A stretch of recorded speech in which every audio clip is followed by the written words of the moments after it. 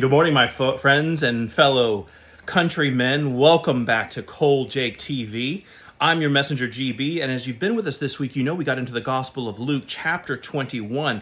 Just the other day, we had the opportunity to experience the widow and the two mites, the two small morsels of offering that she gave at the Temple Mount. And Jesus, in the ears and eyes and in the vicinity of all his disciples, witnessing this gracious, sacrificial giving by this poor widow, and indicating to his followers how much she had given. And what they ask Jesus next is very telling. It is in line with the second advent.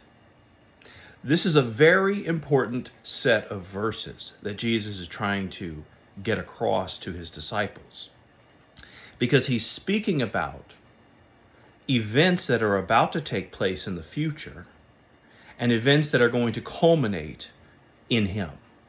So what Jesus is making is an amazing prediction concerning the physical temple that we are about to witness, his body, and the body of every born-again believer in him. And this is what he says in verses 5 and beyond. Then as some spoke of the temple, how it was adorned with beautiful stones and donations, he said, "These things which you see, the days will come in which not one stone shall be left upon another that shall not be thrown down." And the reason he's speaking about this in verses 5 and 6, my friends, is that this temple, what Jesus is actually doing here is this temple was originally rebuilt by Zerubbabel and Ezra. You could find this in Ezra chapter 6. But it was greatly expanded and improved upon by Herod. And so it was the center, this temple was the center of Jewish life for almost about 1,000 years. And the temple was so revered, that it was customary for people to even swear by it. Watch this. In Matthew 23:16, this is what they say. "Woe to you, blind guides." This is Jesus talking. "Woe to you, blind guides, who say, whoever swears by the temple, it is nothing.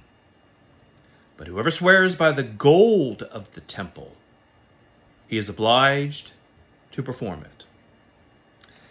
And he also is referenced again in Acts chapter 6, verses 13, speaking against the temple could even be considered blasphemy. Here's what he says in Acts. "They also set up false witnesses who said, 'This man does not cease to speak blasphemous words against this holy place and the law.'" So what we are seeing here is King Herod, in the time of Jesus, in the time of him speaking to his disciples, in the time of which he is about to enter the Olivet Discourse and go up on the Mount of Olives and sit down and discuss with them in more greater detail. What we are witnessing here is King Herod more than doubled the Temple Mount, increasing it over the years to about 36 acres. You know, King Herod's rebuilding of the temple, it started in about 19 BC, before Jesus arrives, and didn't finish until 80 years later, which was almost AD 63, almost 30 years to the day after Jesus was crucified.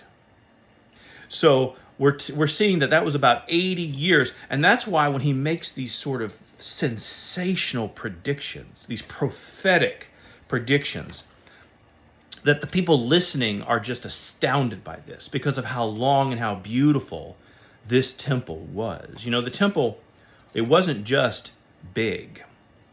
It was very, very beautiful.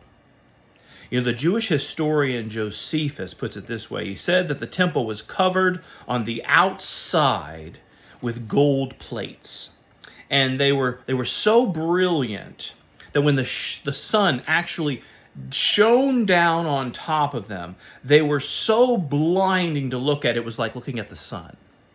And then where there was no gold, there were blocks of pure white marble that was put, so that when travelers were coming from afar at the very top of the mount, it would look like it was snow covered because of all the white marble that they had within the pyramid, within the temple building.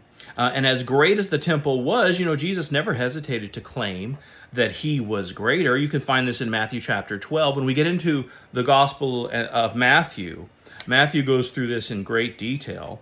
And it says, "Yet I say to you that in this place there is one greater than the temple."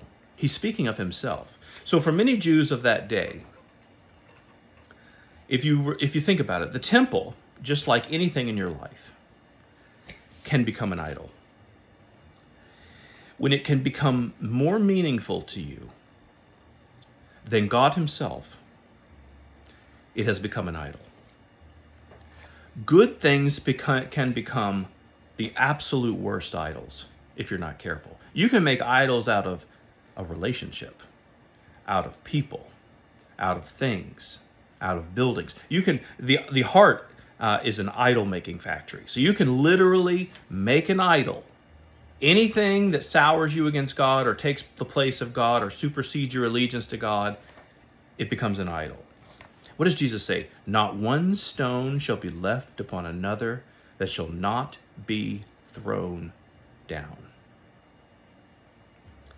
Some 40 years after Jesus said this, there was a widespread Jewish revolution that rose up against the Romans in Palestine.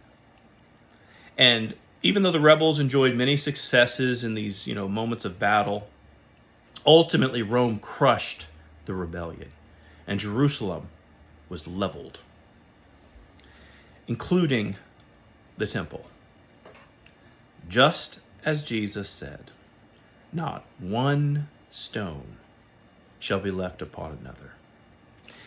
It is said that the fall of Jerusalem, the last surviving Jews of the city, as Jerusalem was falling, they fled to the temple.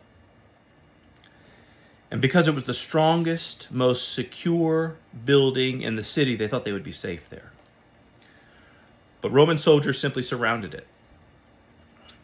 And then one drunken soldier started a fire.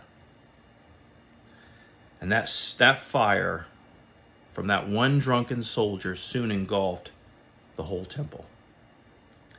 Ornate gold detail work in the roof and all throughout the building just began to melt. Cracks began to show up in the walls and the stones of the wall. And in order to retrieve the gold, after everything was burned to the ground, the Roman commander ordered that the temple be dismantled stone by stone, stone by stone. The destruction was so complete that today there is even true difficulty learning exactly where the temple was originally sitting. They believe they have an idea, but that's how completely destroyed it was. Jesus' prediction, "Not one stone shall be left upon another." Now I want you to keep this in mind, what Jesus is doing here. His listeners are asking about events connected to the temple's destruction. We're going to get into that in verse 7 tomorrow and beyond. But what Jesus is trying to do here is he's trying to indicate, I believe, a triune trinity of set of circumstances. He is speaking about a physical building. He is indicating a spiritual building. And he's also indicating himself. He's talking about all three.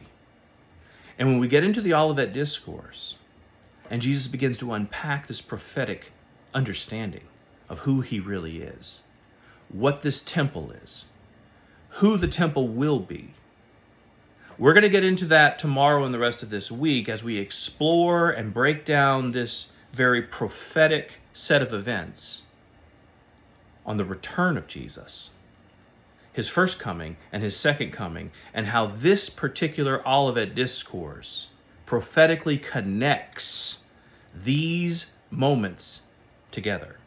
So you're wanting to come back this week and join us as we continue this exploration in the Gospel of Luke, chapter 21. We're going to pick up again tomorrow in verse 7 and beyond, as the listeners are asking about events connected with the temple's destruction, and Jesus is about to go into great detail into this moment. Luke has an account of it, Matthew has an account of it. So we'll kind of marry the two together, and we'll try to unpack this in the days ahead. So my friends, come back and join us for that. I'm your messenger GB here at CJTV. We look forward to joining you each and every weekday here at CJTV's podcast. Until next time, have a blessed day.